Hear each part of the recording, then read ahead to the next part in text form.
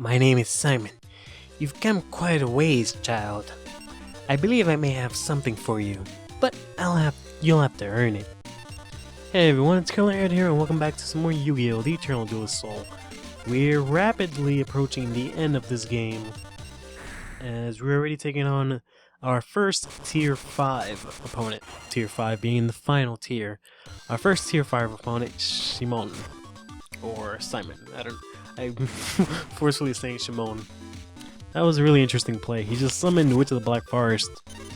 Used Dark Hole on her, right? Yeah, and then used her effect right afterwards. That was really something, but okay. I guess we'll just pretend that that's okay. Go ahead and use Dark Elf. So, for this time around, I decided to use a sort of a deck similar to my fusion deck that I used in the Grandpa Cup. I kind of wanted to incorporate more cards from that into this, but primarily this deck is just a bunch of cards that I really like, specifically cards that I really like while playing this game, either from this specific playthrough or from my younger days when I used to have this. So that's pretty much what this deck is. The only main difference is that I have Blackluster Soldier. And, well, good timing. The main reason I have Blackluster Soldier is because, I mean, I want to say I have some sort of connection with this card, but I kind of don't. It's primarily because I used to use the name Luster Knight back when I used to need a tag name for Halo, primarily for Halo, but anything else where I needed to write my name in, I would kind of use that. And it was primarily just because of Blackluster Soldier, and I kind of just took the Luster part out. And I guess I liked Knights. I don't exactly remember why I did that specifically, but yeah, I guess I just like Knights, so I kind of used that. In this really, I got freaking okay. I guess that's not horrible, but it's not gonna do me much for this turn. So yeah, I just kind of used that, and it's primarily I mainly used it in Halo 2, because in that game shit, I'm gonna have to summon it just because I have so many cards in my hand. And I was too busy talking, so I didn't really notice. I mean, I think I can get away with putting this face down. No, I still have to discard one. Oh, I didn't summon anything this turn. Perfect. Alright, so I'll summon Black Spear. It was primarily in Halo 2, and it was more or less pretty fit. Thank God I didn't play Blackluster Ritual in face down. It would have been destroyed. But it was primarily because I had a couple of friends that I used to play Halo 2 with. And I used to sort of, primarily, I've said that like 100 times already, we would play Halo 2, but we would play with like Infinite. Oh shoot, I knew I should have used Extermination first, but it just slipped my mind. Well, I guess I can use another Cyber Jar. We would just play Halo 2 with with Infinite, or Unlimited, I think is the correct term. Unlimited, points and unlimited time, so we would kind of just play till I had to go, or we decided to play something else, which wasn't too often. But it was, I think I went over this when I did one of my Catherine videos, but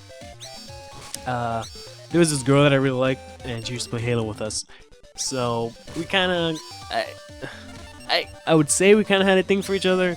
Nothing was really going on though, but we would always play Halo together. And it would always be me and her versus her brother and her friend, or rather, her brother and his friend. So, I really liked the name Knight because I would always come in rushing whenever she, got attacked or she was under fire, or I screen peeked and I saw that they were going her way. I would always, go out of my way to run over and save her. So that worked out. The name worked out pretty nicely. And it was also pretty interesting because the two of the guys on the team, they sort of adopted the Knight name or whatever. So One of them was White Knight, and the other one was, I think, Black Knight. Granted, they're not very creative names, but it was nice, you know, that I had that sort of a, I guess, impact or influence, and we had a nice little sort of theme going on. It was really nice. Alright, so we got a Blackluster Ritual here. He only has one card face down, but I have Nobleman across that, which is great, so I can discard you to summon Blackluster Soldier. I also have Trinehorn Dragon. There's really no story behind Trinehorn Dragon. I don't really like dragons. I don't really care too much, for example, for Blue Eyes. I mean, Blue Eyes is cool and whatnot, but he's whatever. So I didn't feel like using Blue Eyes. And the next strongest card in this game is Trinehorn Dragon, sort of. I think next is actually, well, the next strongest Dragon. The next strongest card is, I believe, Cosmo Queen. Alright, so, I guess I can discard Wall of Illusion since I'm going on the offensive here. And I guess, as usual, we're gonna have to discard our buddy Wandering Doom. I have Wandering Doom in my deck because I used him a lot when I was taking on the first tier of Duelist. And I kind of always had him in like every duel. So, like, he would always just show up in my freaking deck. I want to say that he would always show up when I was winning or something like that, but I never really kept count or anything of the sort. But let's just say that that was the case. So I've got quite a bit attached to him. That blows. I could activate Call of the Haunted and bring back a monster if they had an effect that I can use when it goes to the graveyard, but I actually don't have anything like that. Like if I had Witch of the Black Forest, I could summon her, get her destroyed, and use her effect, but I don't have Witch of the Black Forest in my graveyard, so whatever. Ugh, we got another Blackluster Soldier. That's alright. I should be able to win this duel next turn. Presuming I draw a card that's a monster and can defeat the face-down monster that he's possibly going to play this turn. Or you can use Raigeki and totally wreck my shit. That's one of the reasons why I didn't want to get rid of Wall of Illusion, because I had a feeling if you turn things around, I wouldn't really have too much, but thankfully I managed to draw Neo the Magic Swordsman. So that's gonna win us our first match against Simone. Slice and dice him. That wasn't too hard. He's actually a pretty tough opponent, but not entirely. He's tough, but he's really not that bad. I think I can safely say that you have what it takes to become a worthy duelist. You've become more than this old one can handle. Have you managed to reinforce your deck? Did you know that you can now select the new booster pack? Select it when you've got the chance. It's funny that you see him there, because let's go ahead and pick up this new booster. Just has a bunch of random cards. It's funny that he shows up because previously he was not unlocked.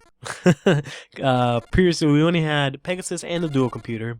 I managed to unlock Simone after winning the national tournament, and now that I've beaten him, I've got Truesdale, who is Yugi's grandfather. But we're gonna go ahead and finish up our match against Simone.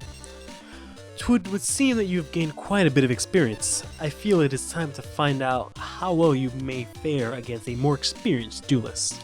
I feel like I've changed his voice 3 times every time I read it, but whatever. Everyone knows by now that I'm not exactly the best when it comes to voices. Alright, so we got Blackluster Soldier and Malevolent.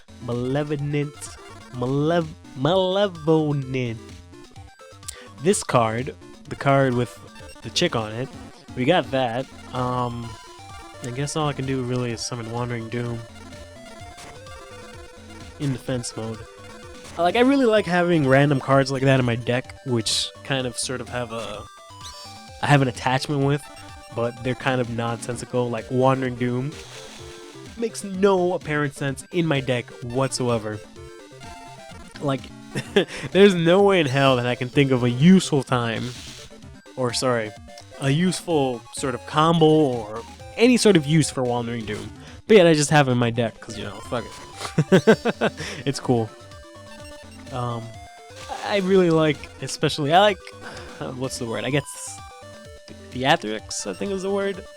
But basically I really like it, for example, in the series when they used to do something similar. Like, Yu-Gi-Oh! Always had Kuribo, or rather every protagonist has Kuribo now, because they just decided to make Kuribo the most important card in all duel monsters. Joey from season 1 or series 1 used to have a maybe I'm hoping if I activate this he won't attack, because there's a small chance that he'll try and go through it anyways. Okay, good, perfect. That's great, because when I attack him I'll be able to add his attack to mine, so I actually won't get we won't actually run into each other. But yeah, Joey has what's it called? Swordsman of Landstar, and I guess Battle Warrior, but he only really used that a couple times. But yeah, stuff like that I really like. Oh shoot, I guess I'll discard Nuzzler. I didn't want to use it last turn just in case he had something to destroy my, or do that, just in case he had some sort of something. And I want to keep Cyberjar just in case he manages to turn things around. I can't do anything with what I have in my hand, so I'm gonna have to end my turn. No point in playing Morphing Jar or Cyber Jar, because they're just gonna put me in a better, no, sorry, a worse spot. Oh, he can actually attack. Damn. I forget that I only get the boost when I attack. That blows. I'm probably gonna have to use Cyber Jar if I don't draw a monster, or risk getting attacked. I mean, it wouldn't be the worst play, but we'll wait a turn. So, what the hell was I saying? I was, I got lost in the actual game. What a fool. Hate it when a computer does stuff like that. Like, ugh. Like, I know it takes a lot of work to program lots of different checks like that, but that just seems really sort of like a waste to just have the fucking card, or rather just have the opponent do these really silly plays. I don't know. I've always wanted to figure out how it is that they program this game, because I've always wanted to make my own, I guess my own Yu-Gi-Oh game. I mean, I'm primarily in the 8th grade. I've said I should have like a primary account, because I've said that so many times. But in 8th grade, I used to be really obsessed with creating my own Yu-Gi-Oh game, or I guess more specifically my own card game. Are you kidding me? Oh, okay. Let me see if I can remember which one was Wall of Illusion. I'm gonna say it's this one. Ah, but he has Magic Jammer. That's right. I'm not really expecting to do much this turn, since I know he has Dark Hole. I mean, we'll see. If I attack Wall of Illusion, I'll summon Mahavalo and let him destroy that. Okay, no. Magician of Fate. Ugh, so he's gonna get Graceful Charity. I guess I can deal with that, because that's not horrible, but I really don't. I would rather him not have more cards. I might actually have to play Mahavalo. I don't know. I guess I can play an Act of Despair face down, and I guess, yeah, I'm gonna have to play Mahavalo, because I don't want to lose my Monster Reborn or my Blackluster Ritual in case he has Harpy's Feather Duster, which I'm not sure if he used yet in this duel. Ooh, 24 attack. No. But yeah, I really wanted to make my own Yu-Gi-Oh game, or my own card game, because I didn't ever have the money to play the game myself. So, I never, how do I say this? I was never really able to ask my parents for stuff, let alone for, Yu-Gi-Oh, which costs a lot of money. So I kind of just, fuck, I don't know what to do. I'm gonna have to go into this. I kind of just didn't even bother, because I knew the answer. My parents were very strict when it comes to, like, video games. So for me to have it playing cards, which are exponentially way more expensive, I knew that wasn't gonna happen, so I didn't even bother telling them. So I resorted to just creating my own stuff. Like, first I started using Pokemon cards, because I don't remember where I got them from, but I was given Pokemon cards, I guess, or I found them, I don't know.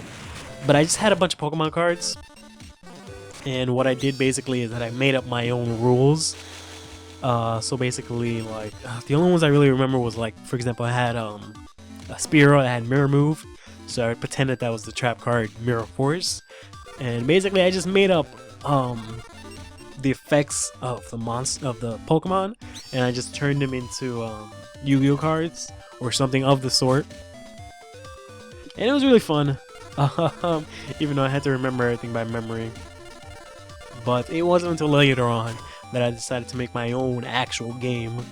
I started off making actually dungeon dice monsters, which was pretty cool because I had dice that can actually. Ooh, I have Monster Born. I should have. Well, I guess it wouldn't have mattered.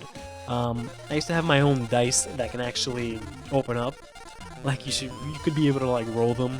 Like one, I made dice from scratch, and two, I had dice that could actually open up. But I could never get the sort of the whole platform or like because the way dungeon dice monsters works is that the dice opens up and your monsters can walk on the dice. I guess since I have that, I can sacrifice Neo. So I couldn't really do that with what I had. I couldn't figure out an effective way, let alone the fact that I don't know how it works in the actual game, like because they did for a very limited time come out with an actual Dungeon Dice Monsters game. But I know in the video game you can actually select your sort of what pattern of a path you create from your dice. But there was no way I could do that with paper. But yeah, so I just created my own Dungeon Dice Monsters game because I don't know what it was exactly about that episode that I just really, really liked it. So I just went ham, made my own game. I think it's safe to say that I'm the best duelist in the world, blah blah blah. My name is Shimon, I suck. I'll see you soon.